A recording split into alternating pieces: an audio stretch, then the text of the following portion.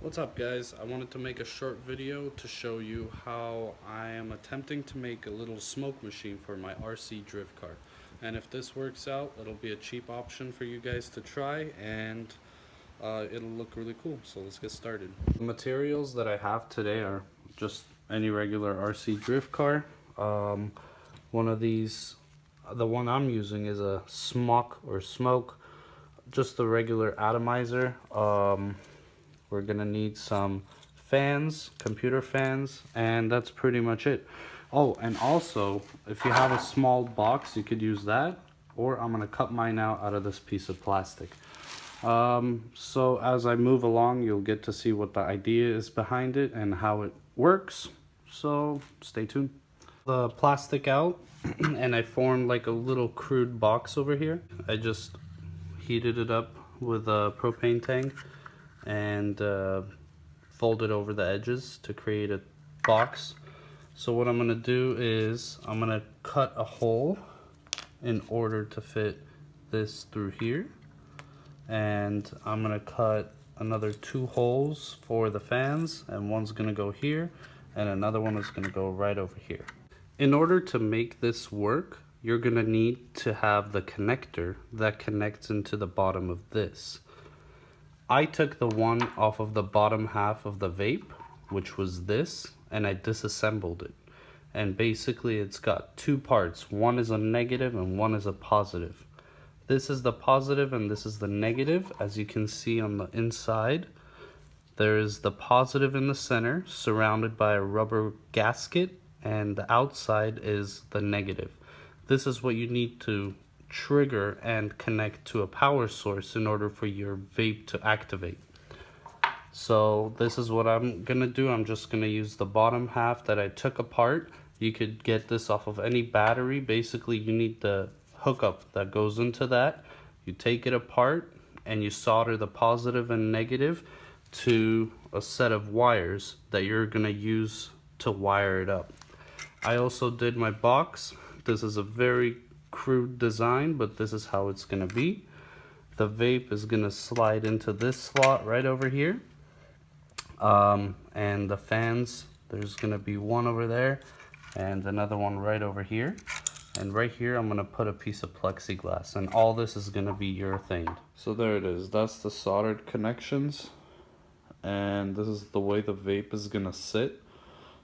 I'm just gonna quickly epoxy up a bit of the corners, and the rest I'm just gonna glue in with silicone.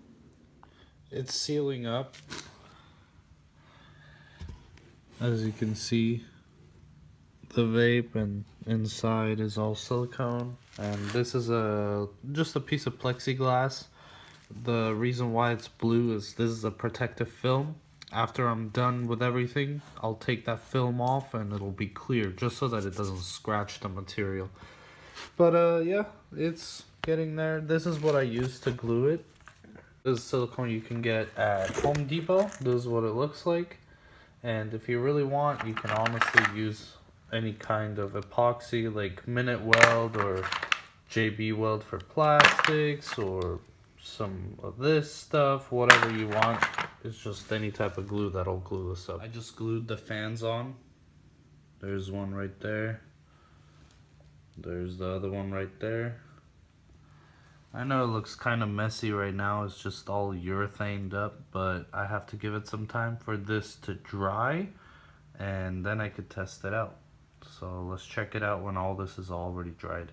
I've pretty much finished the construction of this. I cut the edges and took that blue film off, and I've glued 1 and 2 fans right here. The wiring is gonna work like this. So for this one and this one, they're both connected into this one plug right here, and the vaporizer is connected to this positive and negative right over here. The way it's gonna work is I've spliced into the lights. This is the positive and negative for the lights, and this is for the fans. So when I turn on the car and the lights turn on, so do the fans. The fans run all the time. These 2 wires have to be triggered when the throttle is on. So basically what we have to do is we have to splice it into the motor wires. The motor works only when the trigger is pulled, and that's when I want the vaporizer to work as well. So it's pretty simple. You just take the positive and negative and splice it into the positive and negative right over here. So every time you press the trigger, it will trigger not only the wheels to move, also the vaporizer. And since the fans are always running, it's gonna blow the air through. I have everything plugged in. I have spliced it into the motor wires, and this is the wire for the fans. So let me go ahead and plug that in. Alright. Okay, so now when I turn on the car, the lights are gonna go on as well as the fan. Here we go. As you can see, both fans are running. Now it's just a matter of getting the wheels spinning and the vaporizer. So what we do then is we turn on our remote, and every time we press the trigger,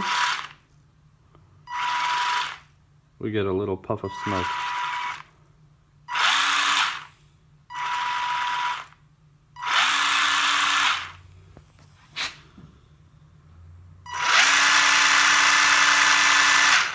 So we're just gonna do a burnout right here. Here we go.